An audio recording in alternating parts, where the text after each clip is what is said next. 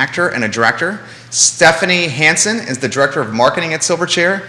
And my friend, brother from another mother, Dirk Peterson, the vice president of Insight 222 LLC. So much to cover with these fantastic people doing amazing things in the community. I think anyone that's watching the program right now, the good thing about you guys is you're going to have even extra viewership and listenership after this Home Depot news just hit. Home Depot just bought Fashion Square Mall. You guys are hearing this first right here on the I Love CVille Network, and you will undoubtedly read about this in tomorrow's Daily Progress and see it on the news tonight on NBC 29 and CBS 19. This is massive. I mean, they've purchased the entire mall except JCPenney and Belk Women's, the Belk Women's store. And they're going to revitalize what's been, I mean, I would say kind of an afterthought for an extended period of time. I think that's fair. I don't think that's me throwing anyone under the bus. And on Friday, we're going to have Fashion Square manager Athena Emons on the program to discuss the plans. I mean, this is just, it's a special time to be alive here in a city that we undoubtedly love. Judah, you give me the thumbs up when you're feeling good with the headlines. Folks, give the show a like and a share anywhere you are watching. Let's welcome our friends in Crozet to the broadcast. We'll welcome our friends in Lynchburg, Arlington, McLean, Richmond, Asheville, friends outside Philadelphia, our friends in Charlottesville City Hall. We love you guys. We know we hold you accountable sometimes, but we love you guys. We see friends in Forest Lakes on the heat map. Downtown Charlottesville is well represented per usual. If you have any questions, put them in the feed. We will answer them as much as possible. I know this topic is going viral, literally on the show. J-Dubs, you feeling good with the headers? You're an amazing person, Judah. Thank you very much. He literally scrambled on the fly today for this. Wow. We can rock and roll, my friend, when you're ready.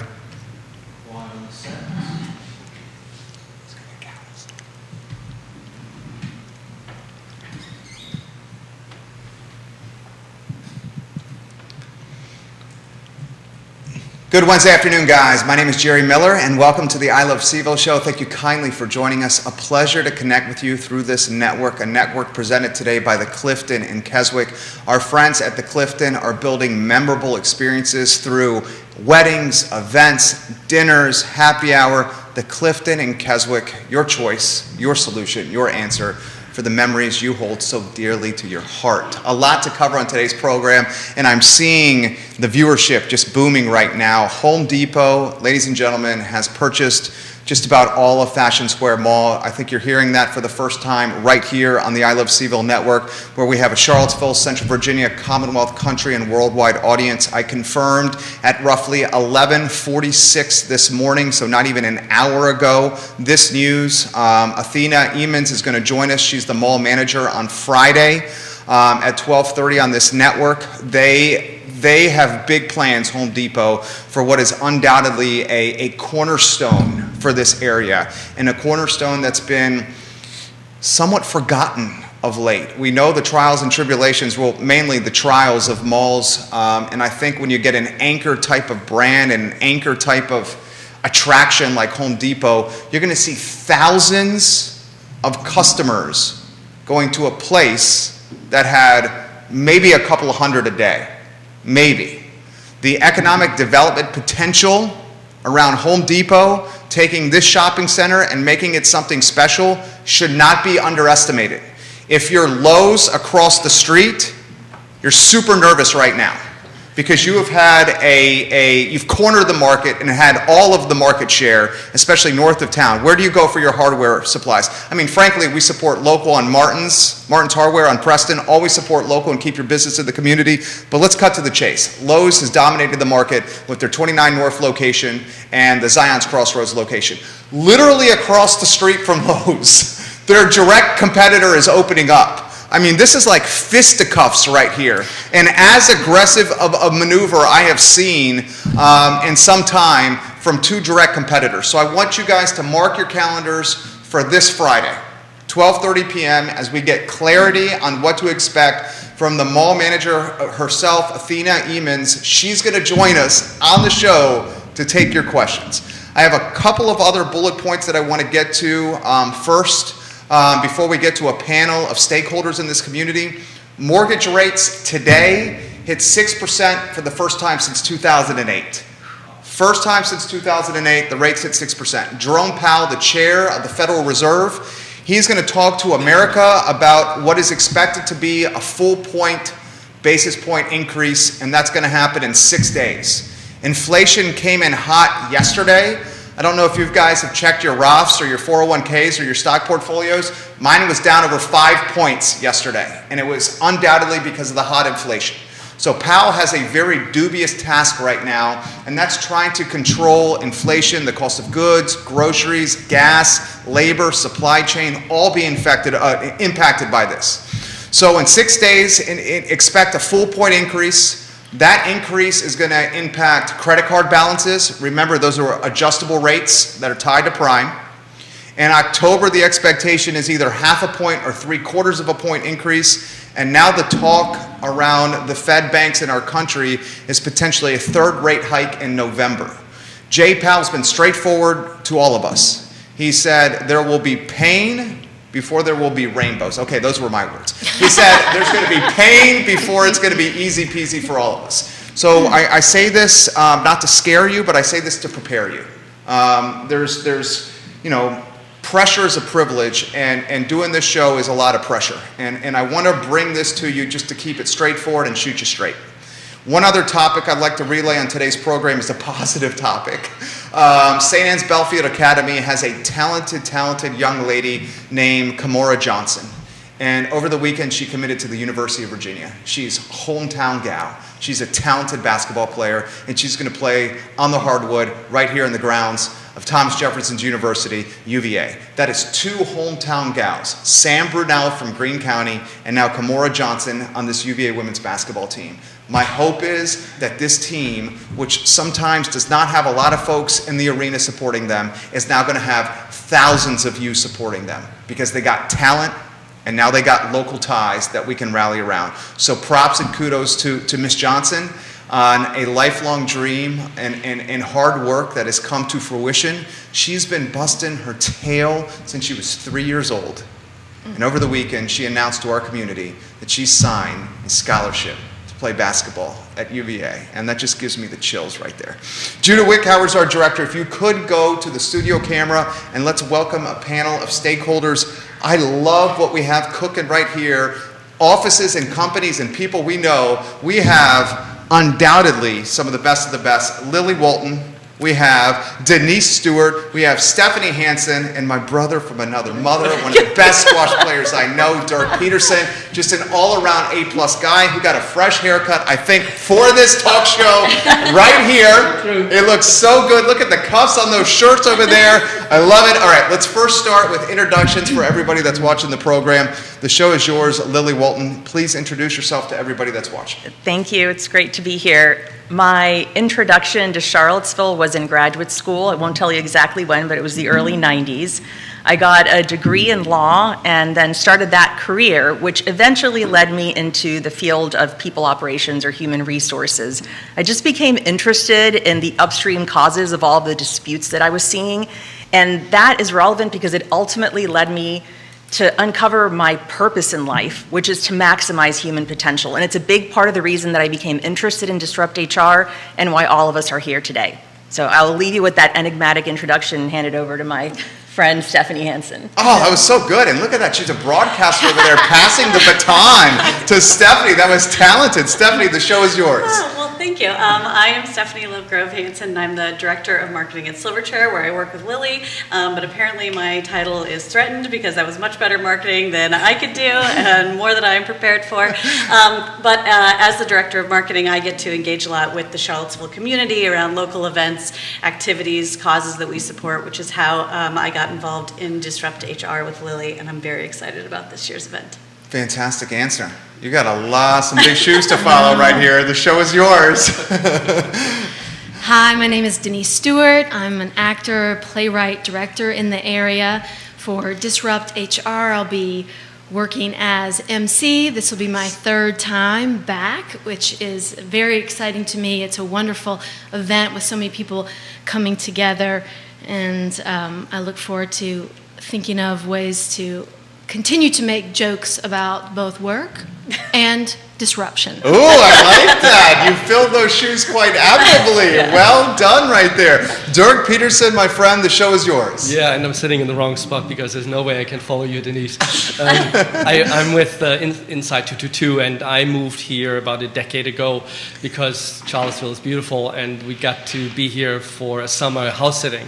And after moving here, I discovered the passion of playing squash. That's how I met Jerry, and then also got engaged with Disrupt HR, first as a speaker in Chicago, and then when Lily started this session here in Charlottesville, I volunteered, and I'm so pleased that we're doing this the third time now, because it's a great event. It's been sold out the last 2 times, and it's raised money for Computer for Kids, so it's a fantastic evening usually. That's awesome. That's awesome. So you guys are in the business. You know it well. For those that are laymen, for those that are not in the business like yours truly, why don't you start, Lily? Disrupt HR. Give us the who, what, when, where, why. Yeah, Disrupt HR, the brand, is an international franchise. It was started by a few people in the Midwest in about 2013, and it's since spread to over 150 cities globally in many, many different languages. The idea is to present a series of talks in the Ignite format, which is 5 minutes, 20 slides, auto-advancing every 15 seconds. So you're in, you're out, tell us something interesting, exciting, captivate our interest, and nobody's kind of speaking off the cuff. I like to tell people who are signing up to be speakers for Disrupt HR that it's a little bit like a poem in 20 lines. So if you think of it that way, it really forces you to get really crisp and concise about what you're saying and the value of your message. So that's the format.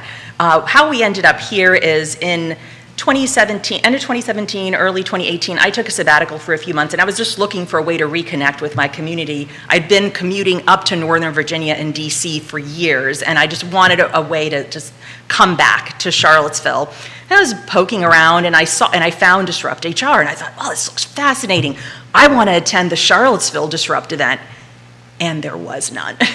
So I reached out to Jennifer McClure, who's the founder of Disrupt HR International, and I purchased the license for Charlottesville, and we were off to the races. So I started just making connections in my community, reconnecting with old friends, got introduced to Dirk through a couple of mutual friends, and constituted the first planning committee. We knew we wanted to do this for a worthy cause that aligned with Disrupt HR, which is there to really challenge people's thinking about the future of work and talent and serve as an incubator of exciting ideas, and is shifting the narrative from the future is happening to us to we are actually co-creating the future and deciding what this looks like.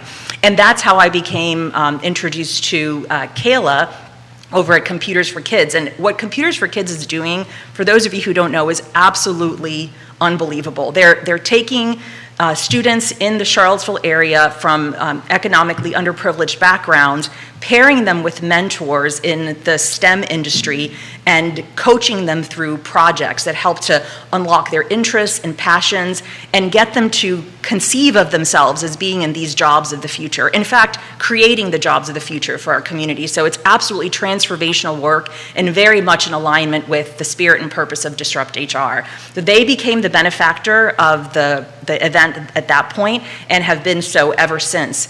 We have set increasingly ambitious fundraising goals. This year our stretch goal is 20,000. We're well on our way there, and we're still open to sponsors and donors who are ready to be on this journey with us. Wow, that was awesome. You're a rock star.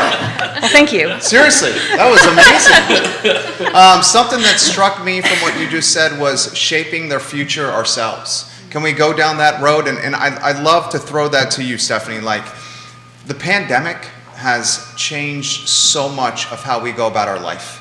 What was, the right way, we started realizing, no, maybe that's not the right way. Maybe we need to start thinking things differently and going about it differently. And now that we're post-pandemic and we hope, and I'm knocking on wood, in this endemic stage, we're still starting to think differently about how we go about things, certainly business, certainly the relationships at work. Can we talk and go down the avenue of shaping the future in real time? Show is yours on that topic. Yeah, absolutely. And I think that exactly what you said is why the timing of this event is so perfect. I think these conversations are happening very much as we speak and are going to continue for years to come. I don't think there is a new normal in that area yet. I know that, at Silverchair, for sure, we are now a fully hybrid organization. We have an office, but we support remote work, and Lily has been really pivotal in kind of leading us on that journey. Silverchair is a software company, and so we are an agile organization, so we do agile development, but I think that agility has also been really reflected in the way that we've approached this topic, where it's not, this is the way it's going to be. We're constantly asking questions, constantly reshaping what that future looks like, constantly pivoting based on what the world is doing, what our people need, et cetera. And I think that kind of agility is going to be really key moving forward. To keep asking questions and to keep seeing what others are doing and kind of taking cues and just building that flexibility into what we do. I love it. Disrupt HR, perfect timing for COVID, which I would imagine has disrupted a lot of human resources. Folks are asking this question, do I need to go to work? How do I interact with people? Dirk, I'm going to throw this to you here. I mean, it is like this, I can tell. When he's like that, he's about to hit a winner on the squash court. So I know he's about to hit a winner with what he's about to say right now. My friend, talk to us about this topic here. Yeah. So inside 222, we work with about 100 companies worldwide, and these are all large corporates like Johnson & Johnson and Glaxo and Barclays Bank and all those. And every single one of them is right now talking about what you're talking about, Stephanie. How do we make the right decision for our employees, giving them flexibility, because they've proven over 2 years that they can work productively from home in many cases, and at the same time continuing to have a culture of an organization that oftentimes is fostered and furthered by being together with each other. And so that's what we're also going to be talking about in Disrupt HR, future of work, both on a very personal level through the speakers and their experience over the last 2 years, and how they've learned how to be creative, how to create connection, and how to be authentic in a distance world, and at the same time at an organizational level where one of the topics is like 9 leadership lessons from true crime podcasts, and one of my other ones is being a force for good while making the donuts. But all of it is really influenced and shaped by the pandemic over the last 2 years. You got comments coming in. Vanessa Parkhill is watching in Earlysville. She says, I love the mentorship approach to working with Computer for Kids. Thus, this question's coming from Matthew, who's watching in green. Jerry, please ask the panel what strong or positive HR looks like and what HR on the other side of the coin may look like. That's a great question right there. You want to start with that one? I have a lot to say on the subject. I'll try to be brief. HR, I will say this, HR with the clients, so you walked into an advertising agency, HR has been prioritized probably more than ever before right now because of the pandemic. People are just like asking themselves, what is this new work environment going to look like? Can I go to my direct boss and get a direct answer when it comes to this? Mm-hmm. Should I be in there getting the FaceTime to get the relationship to climb the ladder? Or is what they're saying genuinely true, that I can work from home and still earn that equity with the employer and climb the professional ladder? So great HR, positive HR, and for lack of a better phrase, why don't just call it the other side of the coin when it comes to HR?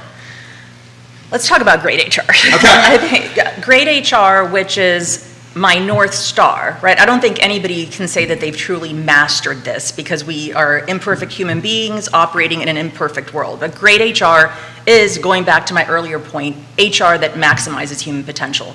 If you're able to partner with the business leaders of your organization and create a space for people to show up and authentically be who they are, and give them enough room to maneuver, to be themselves, and to upgrade your ideas, that's great HR. That's what great talent deployment looks like, rather than dumbing down the organization and being very prescribed and specific about what it is that people need to do. It's one thing to set expectations, offer KPIs and parameters. It's quite another to say, and this is how the job must be done. So there's a real impulse to your question about what bad HR looks like to reduce an organization down to a few typical archetypes that you might see performing different jobs and not allow enough space for people to show up and be who they are.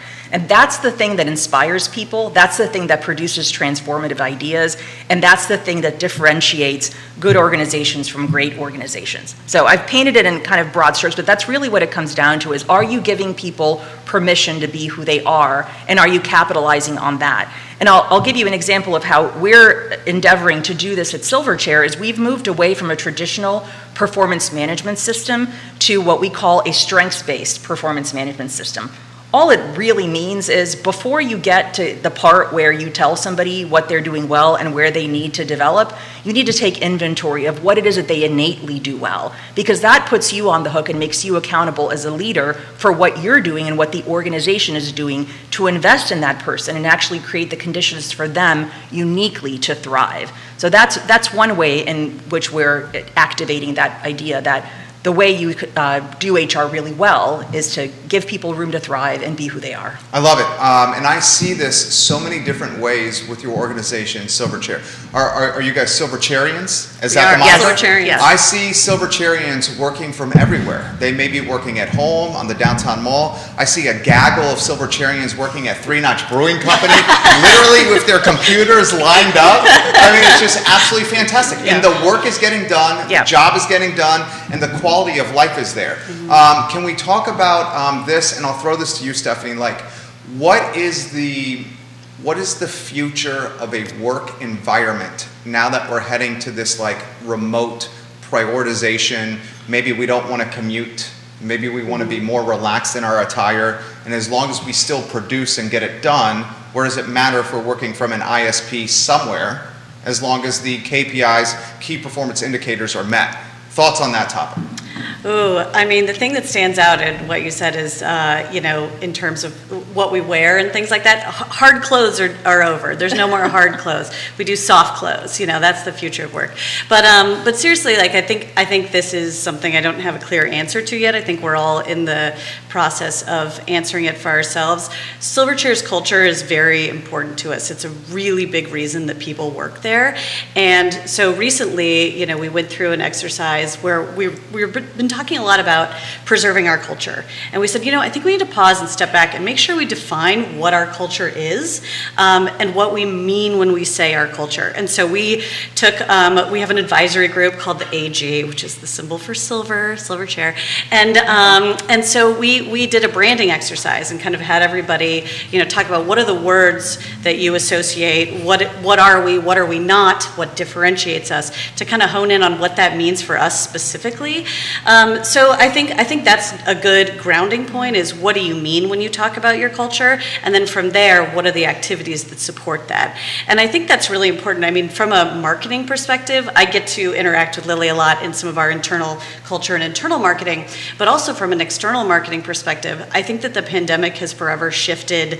It's blurred the lines between the way we talk about ourselves outside of our company and the way we talk about ourselves inside of our company. There's been studies that have shown that, people want to work for a company that they believe in what they're putting out to the world and the way they interact with their clients. Likewise, people want to hire a company that treats their people in a way that reflects their own values. So I think there's a lot of really good interactions between external and internal marketing that I think affects the way that we think about our culture moving forward. We have done over 5,100 hours of live programming on this network, and I think this is the first time the periodic table of elements is mentioned on the program. So you just scored some serious bonus points right there.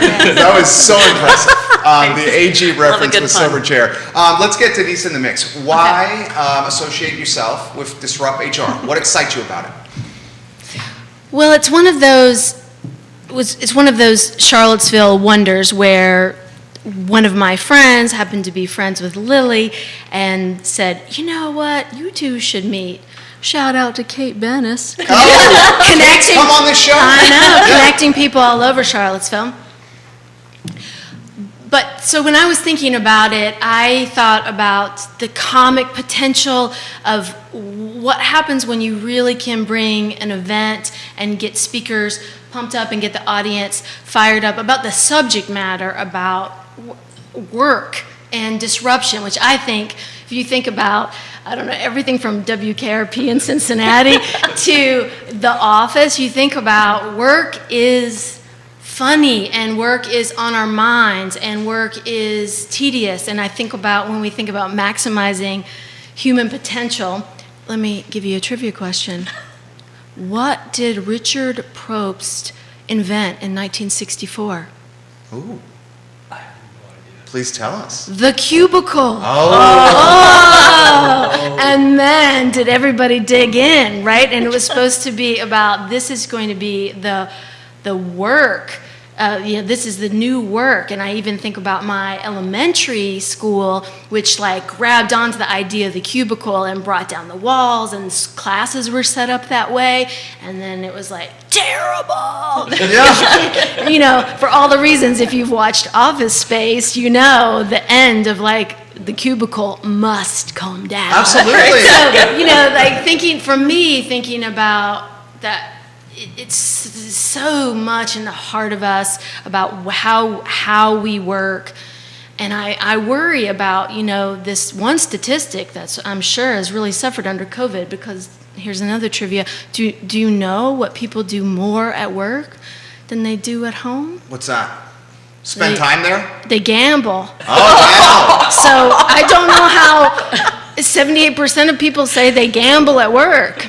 And so I'm wondering, I don't know how the pandemic has really affected the gambling. Because I think that's a lot of some FaceTime, online time as well.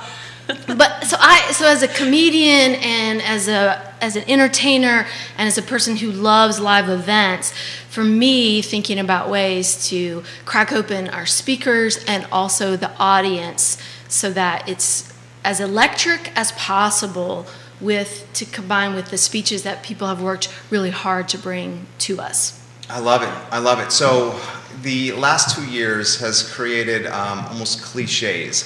Cliche, pivot. The word pivot has become a cliche. Oh, yeah. Supply chain, inflation, it's so in the mainstream, it has literally become cliched here.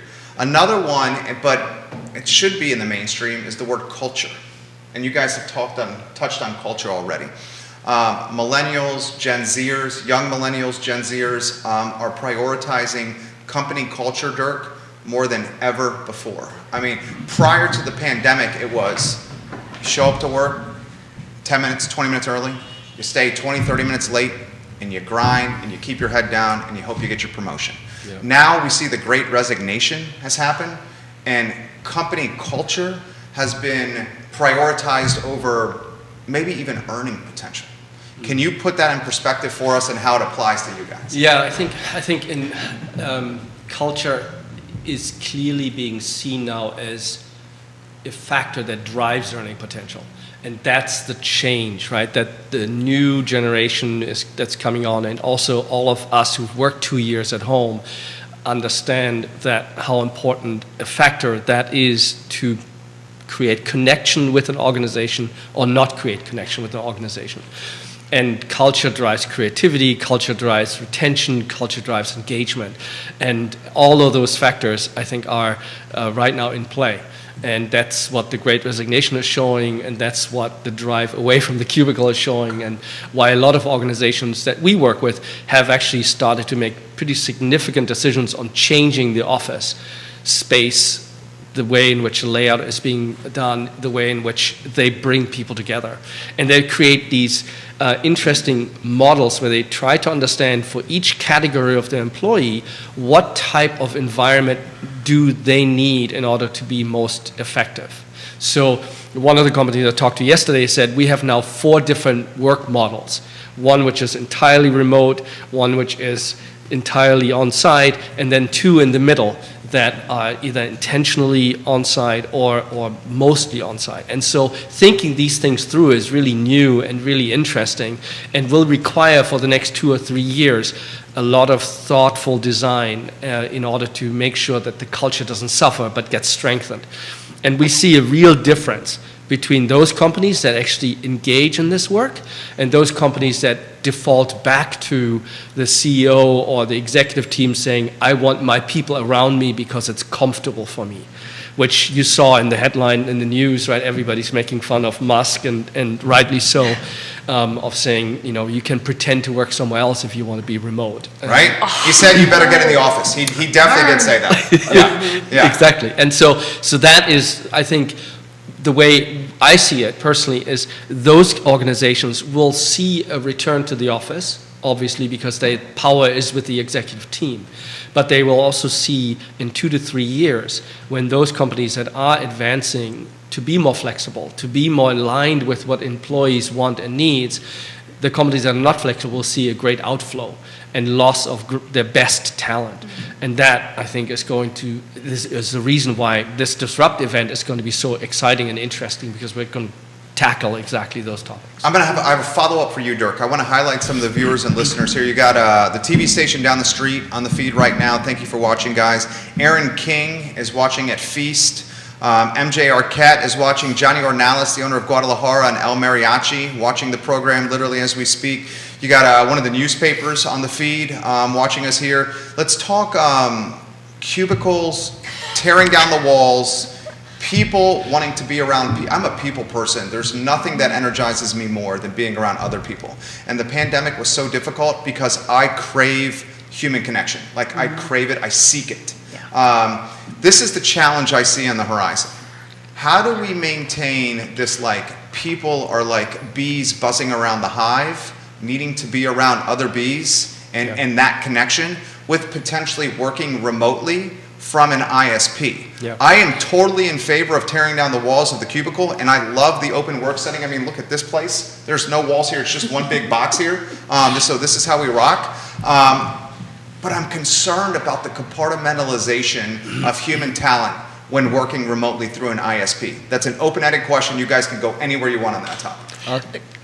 Well, I'll say a couple of things, and I'll kick it over to your brother from another mother. Oh, I like it. I think what Dirk said about getting curious, analyzing the data about what your people are telling you, and being willing to adapt your work models is directly relevant to the question that you just asked.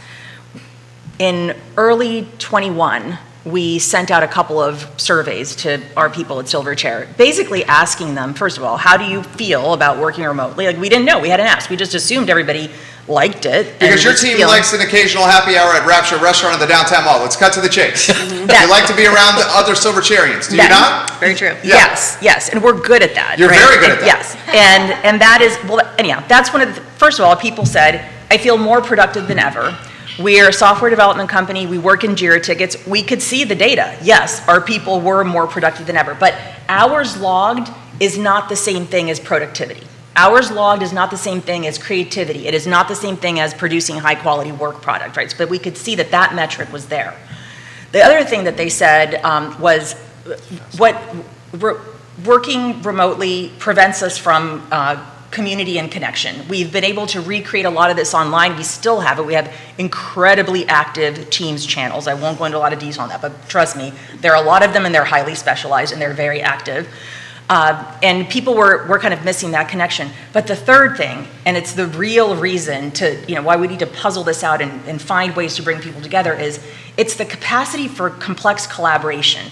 It's the capacity to innovate, to ideate, to create things together, right? BAU is one thing. BAU is business as usual. It's quite another thing to say, we're going to do something ambitious together and raise the bar. When you're going to do that, you actually do need to find a way to bring people together. And now, of course, I know every software company out there is looking for a solution to replicate that online. Got it. You haven't done it yet, right? I still think there is no substitute for. So you're saying it's not the metaverse? Yeah, sorry. That's another show altogether. Yeah. Zuck's not right? That's a series, right? That is a series. Sorry, Zuck. I have family members who work there. I need to be careful. But anyway, we haven't figured that out yet. And so at Silverchair, what we've done is said, listen, you work from where you feel most productive. We're not going to prescribe to you where you work. And also, we're going on 3 years into this pandemic, and we've got to figure out what it is that we get out of coming together, because our company has growth ambitions. We're doing cool new things. So we are actually having our first ever company summit in October. We're bringing everybody together from all around the globe for a couple of days, literally, of co-working. It's not like a conference. It is like, come together and work, see what that feels like, and then tell us what you think. So we're really excited about what we're going to learn, but that's where we are on this process, is recognizing, yes, productivity, yeah, lots of hours, got it. You can work lots of hours from home, but you're missing the community, which we've tried to solve for through Teams channels and lots of social events, including Rapture and 3Notch and all of that. And then, but the third piece, which to me is the most strategically important, is how is it that we collaborate? How is it that we ensure that we actually are bringing out the best in people and being smart about how we work and not just maintaining?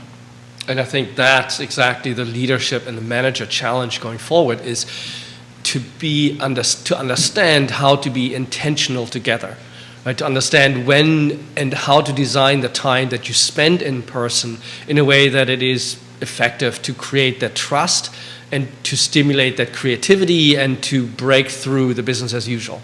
That's hard. Yeah. And that's where everybody's really right now struggling and experimenting, and that's why there will be breakthroughs in productivity in the next few years by those that figure it out. And I think that there really is something in the physical space. We talk about the cubicles, but it really is true. I mean, one of the early things we did was we had a developer suite that was all cubicles. Ripped those out. That's now the library. It has lots of cushy, couches and plants, and it's This is at the hardware store really nice. building? This is at Yeah. the hardware That's awesome. store. Yeah. That's Yeah, awesome. because we weren't having as many people. We didn't need to pack people in. What we needed was spaces for collaboration. And one thing that Lily has spearheaded that's been nice is, instead of requiring people to come to the office, we want to lure people to the office. We want to make the office a place that people actually want to go to, as opposed to requiring them to be there. And I Very think well that's said. great. That was awesome. Questions are coming in for you, guys. We're making HR like hot and popular and like the talking point right now. This is great. Sounds a surprise. I love it. I love it right now. So this is a great question. Two very good questions. How does the concept of allowing employees to be who they are, not dictate where the work is done, translate to workplaces that need to follow standard operating procedures for safety and accountability purposes? And the example was given, nurses. That's an interesting one. Who wants to start on that one? You have to comply, right? I mean, there clearly are professions where there are fundamental compliance obligations. Yeah, if you go one level deeper on that, the challenge that creates for organizations that have various types of employees is one of equity. That some people can work at home and others just will not be able to work from home and have to be at a certain site. And so then the question is, how do you make it feel fair? And again, that's something that nobody has figured out yet. Yep.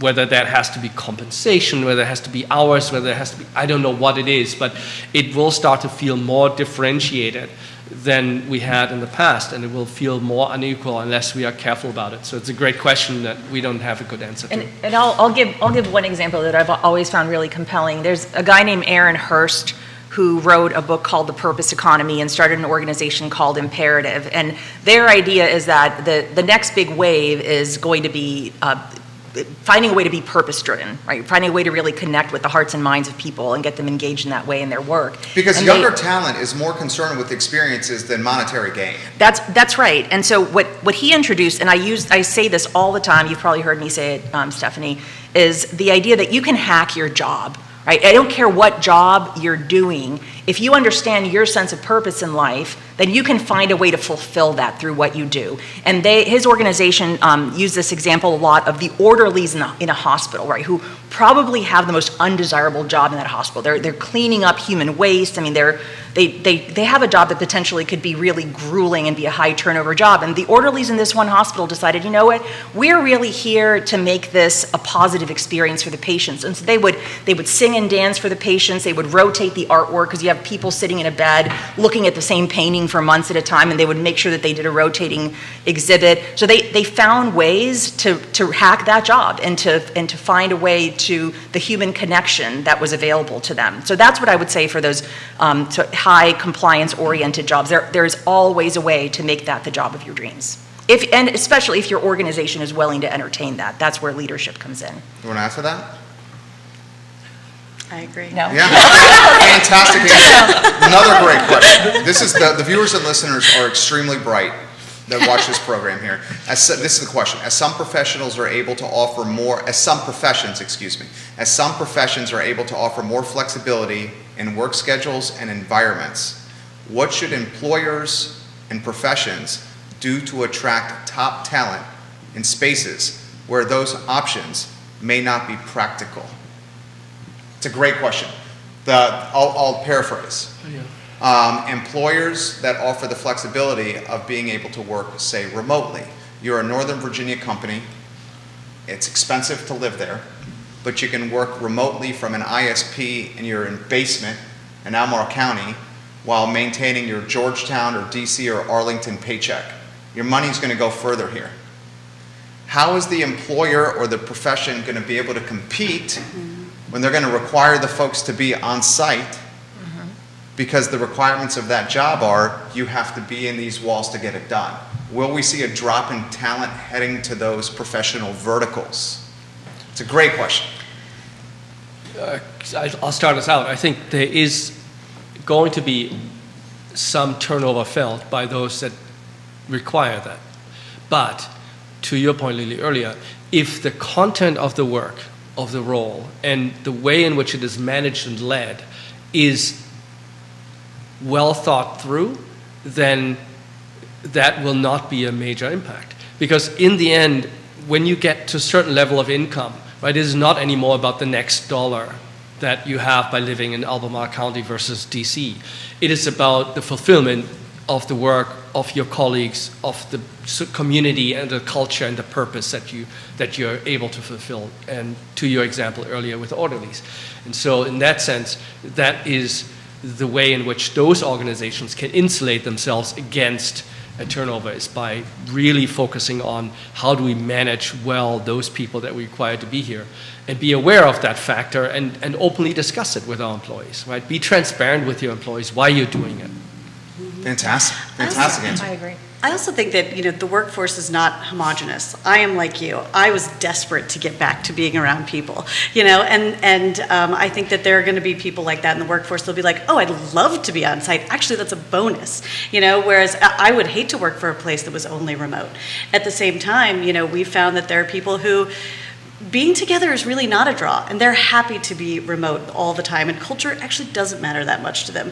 So making sure that you're thinking about all the different types of people, because sure, you might not get the top talent that wants to be remote, but there's going to be other top talent that loves being in person, so there's a lot of, that's I think where flexibility comes in, and making sure you can serve a wide range of needs and models. Great answer. Question from yours truly here. As HR professionals, what are the top criteria you're seeing from young millennials and Gen Zers before they sign on the dotted line? What are the criteria they're asking for? I would imagine it's no longer chasing paper and money. It's more about quality of life. But you guys are the professionals. Educate us, please. Culture and flexibility. That's it? In that order. And then where does the And then salary well, stack up? salary, it's not about salary. The salary is a hygiene factor, and you can look at the research. It's one of the things you have to get right, but that's not going to be the thing that attracts and retains people. If somebody's chasing a paycheck and that's why they're joining you, beware. Because they're probably going to skip it a they're job. They're going to go chase job. another paycheck, right? Yeah. What you want to do is get that right. So make sure that you're look at the market data, make sure that you're tracking, make sure you're making appropriate adjustments, and you're not paying people so absurdly low that it'd be silly for them not to consider another opportunity. But that is not the thing that attracts and retains the right people. It really, what we're hearing is culture and flexibility. Yeah, and a little shout out to my son Max, because he's working in Denver for a software development company, and in that company, the culture and the flexibility that they give them and the work-life balance that they give the software developers is something that attracts people from the big four who are taking 20+% pay cuts to be at that firm, because they just find that they can have a life besides just work, quote unquote. And here's a good follow-up for you here. Yeah. Jamie Dimon at JP Morgan and Elon Musk at Tesla and the executive brass at Goldman Sachs have said, get your tails into work if you want to keep your job. Yep. These are heavy hitters. Yep. Do they what kind of influence will they have here with the trends we're seeing now post-COVID, and will they continue these trends? Yep, they will have a impact for the short term to next 3 to 5 years. At that point, the companies that are fully remote, the companies that are hybrid, the companies that are giving flexibility are going to be starting to hire people away in scale and size and numbers that it will, in my view, force those companies to readjust. It's just not timely anymore. There will be talent. I mean, I spent a summer at Goldman and during my MBA, and there will be talent that's driven by the greatest paycheck I can make. And I want to retire at 40, right? And I will do anything and everything. But thankfully, I had a girlfriend at the time who told me, you could do that, but not with me. And so I still have that girlfriend, now my wife. That's awesome. I knew you were going there. So I think that the majority of population will not be attracted to that kind of company. Follow-up question for you guys, a deep one, okay? And I keep referencing, Squash here because I see him a lot there. There's a 26-year-old, I won't utilize his name, who's pursuing his MBA at Darden. And I said, what's this going to cost you? And he said his first year alone, he went $117,000 in debt at a 7% interest rate. That's for year one only. Now that's everything. That's a lot of money.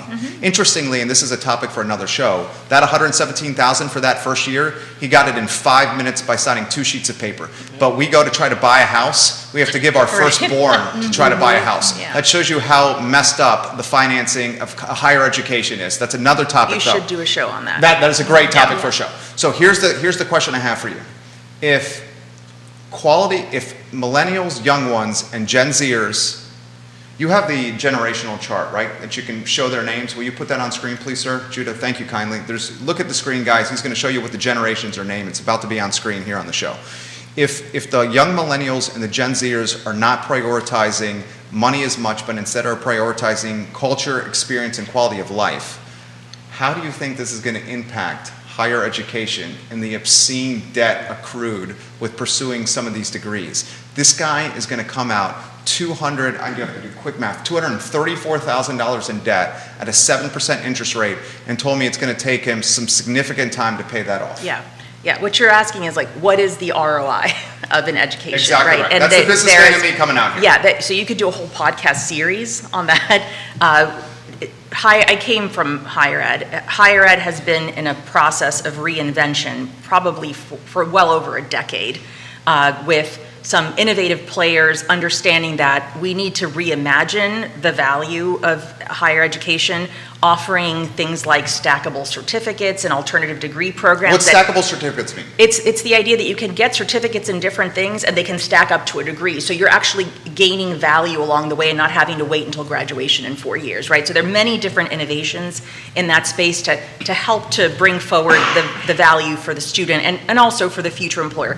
Lots of forays into employer partnerships, lots of higher education institutions actually establishing pipelines with employers where they offer free college degrees for their employees as a way of retaining them and upskilling their workforce. So lots of interesting and exciting things are happening there. And we're starting to see inroads. In fact, I just started seeing ads for Google certificates. Right now, Google's in the business of certificates and giving people alternative ways to upskill and to be able to demonstrate, to earn a badge or something other than a college diploma that demonstrates they have what it takes to do the job. So all of that is happening in the background. In the meantime, your 26-year-old at Darden has no choice but to go work for Goldman Sachs. He said he had for no 4 choice. years. He had no choice. That's exactly what I did. I went to go work for big law firms for 4 years after law school to pay off my law school debt at a time when, good grief, it was a fraction of what it costs now to go to UVA. But that is part of why Goldman Sachs can get away with it, right? And they figure, in the meantime, we'll grind it out. We'll get all of these. They got the leverage. Yeah, we've got the leverage. We'll got all these newly graduated people. Some of them will fall out after a few years, and some of them will stay, and they'll actually be seduced by the paycheck and the golden handcuffs. And that is one talent model that they have that may or may not work for them in the long run.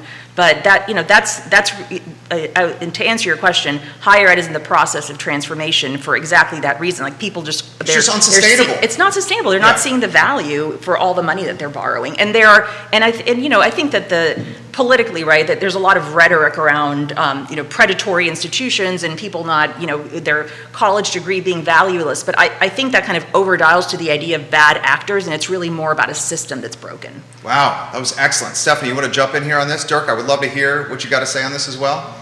Ooh, I don't know that I have as much higher education input. I think that the bit of color I would add is just that, thinking about what is attracting younger generations. One thing that I've seen and that we've worked on together is this idea of corporate responsibility and sort of the values of a company. What are the environmental practices? What are the DEIA practices, et cetera, and how are they building community actively? And I think that's something that's becoming increasingly a factor when people are looking at jobs. Yeah. Maybe just an international perspective, having grown up in Germany, education in Germany is free all the way through university. And so I think if I would have to do it again, I would advise our kids more strongly to take a look at it, going to Europe for an education, because even as Americans, you can go to European universities and get an education for free. And there are more and more English-speaking universities in different countries in Europe. And so that is something that if you really maybe want to take a look at, if financing is the issue that holds you back. Oh, to me? Yeah, I don't know, yeah. It looked like I would just say that my higher education was also free, thanks to UVA, and MFA in playwriting. So I was immediately waiting tables right after. But I also thought that was a really valuable and incredible set of 3 years. That was really important to my career, important to my development as a writer and as an instructor and as an artist. So I thought that I'll never regret that, and I really appreciate that. But more importantly, I didn't leave with loans. And I think that what the work that was done to make that possible is the same thing that artists are facing all over the world, really, is how can I make my art and how can I be invested in a place where it's sustainable, challenges that Charlottesville artists face all the time: space, opportunity, and support to make their work. So I think work in general is a really broad topic that people are looking for answers for their own. That speaks to what Lily was talking about, purpose. That there's other places. I mean, I was a bank teller at one time, so I've dabbled all over. But I kept coming back to my purpose, which is in the arts. And so to me, I have to make it work there. Well, with your gift is obvious. I mean, you have the gift of human connection and communication.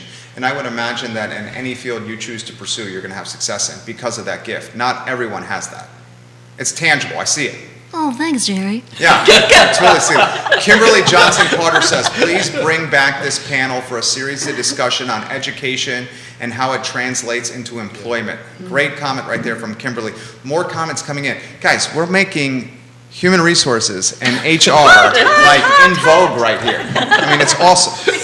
Kevin is watching in Greenwood, Virginia, one of the thriving suburbs of Crozet, if you may.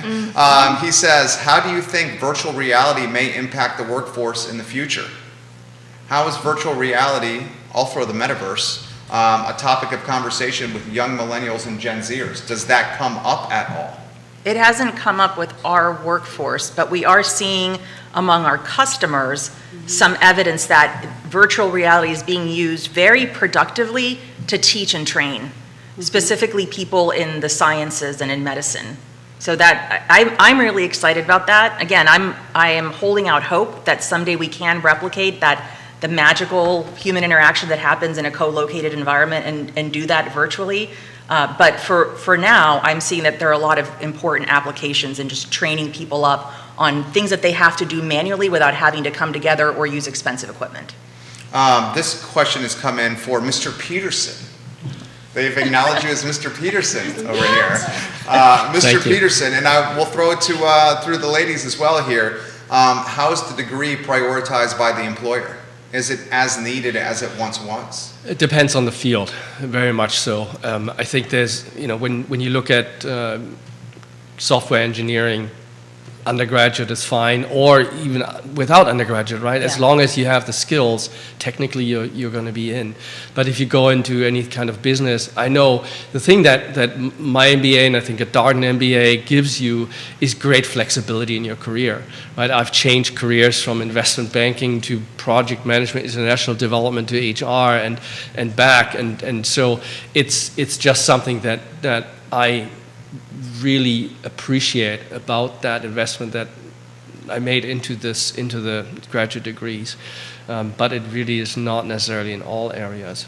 The continued learning is important, right? And so to bring it back to human resources, one of the things that we do in Inside 222 is we have this part of our organization that's called My HR Future. And My HR Future is a series of learning journeys and learning pathways for HR professionals to upskill on the analytics side and to really bring that data-driven, evidence-based decision-making to their work. Because having come out of finance myself, that's how I started my career, it was kind of shocking to see how little data was being used to make decisions about humans in organizations, and how inconsistent the decisions were from manager to manager, from department to department, and having a richer database or some kind of database to make decisions on, and having HR professionals knowing how to get the data, use the data, apply the data for decisions is critical, and that's why continuous learning is so important. I think even more so than the undergraduate or graduate degree itself. Most challenging question is coming. Yeah, you guys ready for this one? Let's do it. This question's a very good one. Both these companies, I would imagine, don't have a lot of females in their workforces. How, as HR professionals, are you going to drive more female engagement in male-dominated professionals like software development? Oh, that's Damn good question. As it turns out, it's a softball. Yeah. So we have great organizations in Charlottesville like CWIT that are doing work to promote women in software, and we're involved with CWIT. We're supporters of CWIT. I mean, that you have to go upstream, right? If you're not seeing the candidates in the pool that you want to see, then you as an employer need to make an investment in developing those people. To bring it back full circle, this is why we are benefactors of C4K. That's exactly what C4K is doing. It's not just women and girls. It is also underrepresented minorities. Okay, in I was going to bring that up. Yeah. So here's a good example. It's been in the news of late. She's actually a neighbor of ours in the same neighborhood as ours. Kelly Palmer, recently hired as the Chief Diversity Officer at Willow Tree. One of our speakers. Yeah, she is a rock star. Yes. She's come on this talk show before. She is absolutely amazing. Shout out to Willow Tree, by the way. We do have Sarah, who's a Willow Tree VP of HR, on our planning committee, and Willow Tree has always been a big supporter of this event, so thank you. Yeah, shout out to Willow Tree, no doubt. I'll cut to the chase. In Willow Tree, I'm not throwing any shade here. Let's cut to the chase. I mean, it's a lot of white males at Willow Tree. We've seen a lot of the Willow Tree Army walking down the downtown mall in their hoodies when they were previously on the mall, and now they're at the Woollen Mills campus over here. Okay, so that's cutting to the chase, being straightforward. I think they would acknowledge that, and that's probably one of the reasons why Kelly was hired, to see if we can mix up the employee, the head count, and what the employees look like. This, I think, is one of the most important challenges with what you guys are doing here. Dirk, you want to touch this? You guys, who wants to go on this topic? I'm all over it. I know you are. It's a fact, right? And so it's easy for us to say, well, the applicants aren't there, right? And Charlottesville is a notably white community too, right? So especially pre-pandemic, when we were just recruiting people from this area, no, we're not going to see the diversity we want to see in our candidate pool. Now, it's one of the benefits of the pandemic. It's blown it wide open. We're recruiting candidates everywhere, including within our time zone in Latin America, and that has actually added diversity to our developer ranks. So there is an issue with candidate availability, and yes, we need to try harder, and also we just have to invest upstream in cultivating the technologists of the future. So you're saying the responsibility of the organizations is almost, to use a sports terminology, to create the farm system, and if you build it, they will come. That's what you're saying. Not in those words, but yes. I think I'll sign up for that. You have to allocate the financial resources and our most paramount or important commodity, our time, to create the employee verticals of diversity in business. That's what you're saying. Yes, and let me tell you why. Because otherwise, we are leaving so much on the table as a society. Amen. And that's coming back to my purpose. Like when you seek to maximize human potential, it means all human potential. And who knows what we're giving up when we're not providing opportunity to people who would never think of a career in technology. I have no idea what the potential innovations and inventions and breakthroughs are in that person's mind that we will never capitalize on as a human race because we didn't make that investment. That's what I really care about. I think the only thing I would add to that is I think that it's also important that once people get to the organization to make sure, again, the culture is one where people feel at home and welcomed and supported. I think employee resource groups and things like that are really important to fostering that, all the way through, not just getting them on board, but then once they're there, making sure it's a welcoming community and culture for them. Yeah, and to just do a shout out, there's at least 2 of the speakers in our event on the 25th of October are going to touch exactly on this topic of inclusion and diversity and how to bring that about. Kelly is going to be speaker, as Lily mentioned. So I think every organization recognizes the importance. Not every organization knows what to actually do and how to live it in an authentic way, and how to value and bring out the value of this diversity. Right? It has so much to do with getting to know each other, with trusting each other, with listening and understanding the references from each other, and that takes a while to get right. And I think organizations are trying to get it right, which we'll hear more about on the 25th. I love it. These guys are awesome. I just looked at the time for the first time. We're 65 minutes in. You don't even look at the clock when you're having fun with great people, and that's what this interview has been all about. Why don't we, Lily, close with this? Give us one more time for the viewers and listeners the who, what, when, where, why of the event, how we can get involved, how we can contribute, how we can participate, all the above. Thank you. If it's possible to drop our Eventbrite link, that would be great. So that's how you can get tickets. Tickets are on sale right now. They're $25 a piece. They are going fast. We are going to be hosting the event in the Gibson Theater at Live Arts. Our maximum occupancy is 180. Oh, you're going to sell out after this. We're going to sell out. So please purchase your ticket. All proceeds go to Computers for Kids. Silverchair is funding the event, so everything that you spend there, concessions and tickets, is going straight to C4K and the unbelievable work they're doing in the community. The event is Disrupt HR. We are a franchise of Disrupt HR International here in Charlottesville, and for the 3 years we've produced this event. We had to suspend it for 2 years due to something I like to call coronavirus. But for the 3 years we've produced this event, we've benefited Computers for Kids and are really looking forward to hitting our stretch fundraising goal of $20,000 for this year, so that we can bring more students into the pipeline and get them excited about careers in STEM, technology, and the arts. I love it. You guys are amazing. Seriously, thank you. Thank you for the time. We're archiving the entire show wherever you get your podcasts, on any social media platform known to mankind, and on iloveseville.com. It's going to go out in tomorrow's newsletter that hits 138,000 inboxes. I would encourage you guys to get your tickets before it hits the inboxes tomorrow at 11 a.m. This is the I Love CVille show, where we champion the underdog and we showcase the best of Charlottesville, Albemarle County, and Central Virginia, and we do it in long-form content where it cannot be misconstrued, manipulated, or just not understood. I mean, just listen and you'll get the context. My name is Jerry Miller, Judah Wickower, our director. We will see you tomorrow at 10:15 a.m. for Today y Mañana, a show that spotlights the Hispanic community right here in Central Virginia. So long, everybody. Tell us when the mics are off, which will happen about